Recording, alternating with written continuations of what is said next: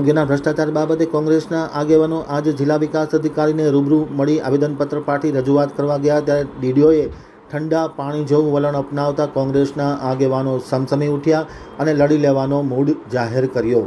કચ્છના કોંગ્રેસના આગેવાનો આજે જિલ્લા વિકાસ અધિકારી ગૌતમ ઉત્સવ સમક્ષ આરોગ્યના ભ્રષ્ટાચાર બાબતે રજૂઆત કરવા ગયા ત્યારે જિલ્લા વિકાસ અધિકારીએ ઠંડા પાણી જેવું વલણ અપનાવતા કોંગ્રેસના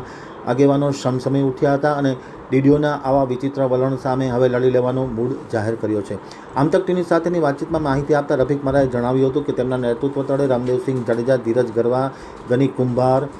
શહેજાદ સમા, મુબારક મોકરસિંહ સહિતના આગેવાનો છે આરોગ્યમાં થતા ભ્રષ્ટાચાર બાબતે આજે રૂબરૂ એક આવેદનપત્ર પાઠવવા માટે રજૂઆત કરવા ગયા ત્યારે રજૂઆત સાંભળવાને બદલે ડીડીઓએ જે વિચિત્ર વલણ દાખ્યું છે તેને લઈને કોંગ્રેસના આગેવાનો નારાજ થઈ ગયા છે, સમસમી ઉઠ્યા છે અને આગામી દિવસોમાં આ ડીડીઓના વિચિત્ર વલણ અને આરોગ્યમાં થયેલા ભ્રષ્ટાચાર બાબતે ઉગ્ર લડત આપશે તેવું પણ તેમને સ્પષ્ટ જણાવ્યું.